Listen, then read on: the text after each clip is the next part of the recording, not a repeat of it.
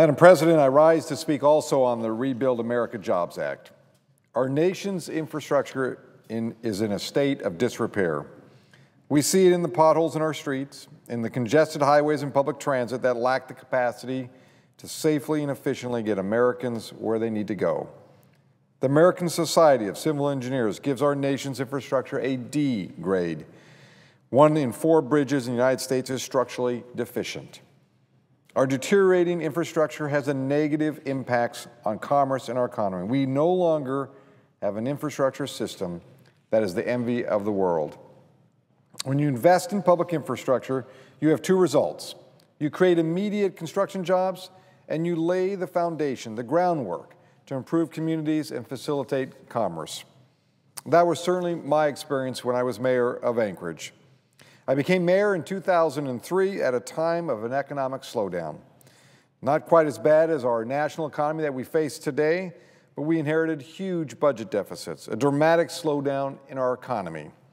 Our answer was to turn Anchorage around was to invest in our basic systems of roads and water and sewer and power, basic infrastructure. One of the best examples of the public infrastructure investment was a small community in the northern part of Anchorage called Mountain View. We knew there was great potential for economic turnaround in this community. We knew it because the community was interested, but the public infrastructure hadn't been invested in that community in decades. We did some simple things at first. Upgraded the roads, the basic systems that move people from one end of Mountain View to the other. We invested in schools, and then we invested in some public facilities. Today, Mountain View is a home of one of our large credit unions, one of their branches, which is now their top performer in new accounts. Also, new retail is established there, restaurant, phone stores, housing developments where no housing was being developed in this neighborhood. Matter of fact, this neighborhood used to be the place, and I know it well because I grew up not far from here. It was the neighborhood where people lived and then they tried to figure out how to move out of the neighborhood. Today, it's a community of choice, a place where people want to go to. Well over 140 housing units developed in this community in the last 5 years. Also, additional public offices. The library, for the first time, developed there in over 22 years. Simple investments created private sector investment along with it. Another example, we built a new $100 million convention center in our downtown Anchorage. The new Denida Center is now an economic engine attracting bigger conventions and meetings, tens of thousands of visitors per year. In September alone, the new convention center generated almost $12 million in revenue, supporting restaurants, shops, and hotels. Again, someone born and raised in Anchorage, I remember when downtown, again, businesses were fleeing the downtown. They saw it as not an opportunity for economic development. By making these simple investments can have a long-term impact. This may sound $100 million like a lot of money. Let me give you another example. $40,000 we invested in just improved street lights in a small part of downtown along G Street. Property owners had legitimate concerns of safety after dark, and there's one thing, when winter hits in Alaska, there's less light, a lot of less light. So we invested about $40,000 to invest in installing some simple street lights, a dozen or so along the road there. The result, the character of the street has dramatically changed.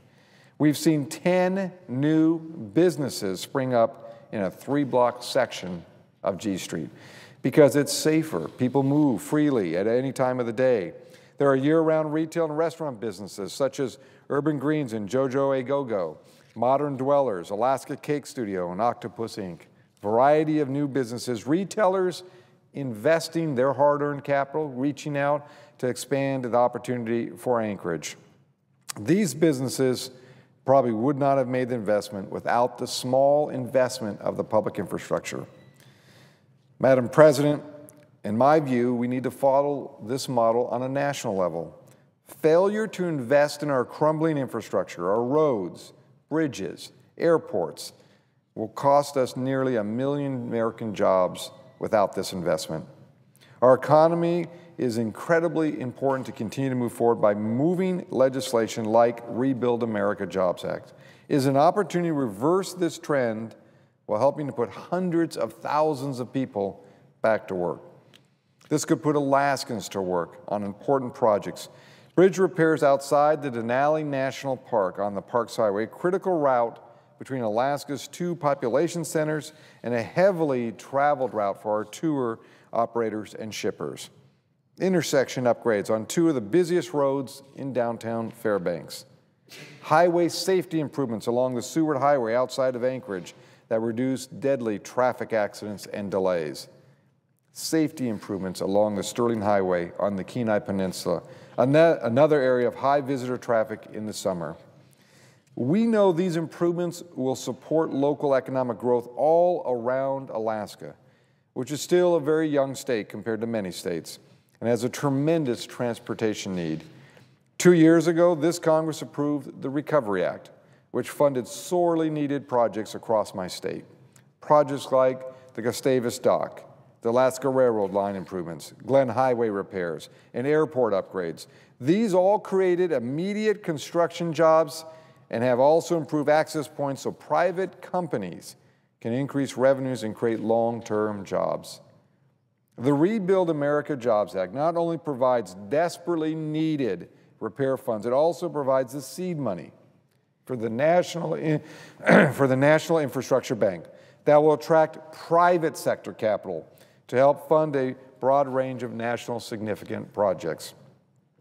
The concept for the Infrastructure Bank has broad bipartisan support and is currently being championed by the U.S. Chamber of Commerce. Moody's estimates for every $1 spent on roads and water and sewer, the basic infrastructure of this country, GDP is raised by $1.59. The Rebuild America Jobs Act would make some key investments. $27 billion to rebuild roads and bridges, $9 billion to invest in public transit, $3 billion to invest in our airports and modernization of our air traffic control system, which will make aviation more efficient and safer. For Alaskans, this investment would fund $220 million in much-needed transportation improvements and modernization, which of course means good jobs, an estimated 2,900 jobs in Alaska from this bill. Infrastructure development and investment has historically been a bipartisan effort. The American people want Congress to work together. This is a good bill to deal with our nation's roads and bridges and rails and ports and runways. Madam President, let me close by just saying, I've been now here almost 3 years, and we have some good bills that pass, and we argue over some that we wish would pass. We've had some success over the last couple of weeks here. When you think about the China currency bill, the 3 trade bills, now we have a bill, and we've put 3 jobs bills up. 2 have not been able to pass because of opposition from the other side.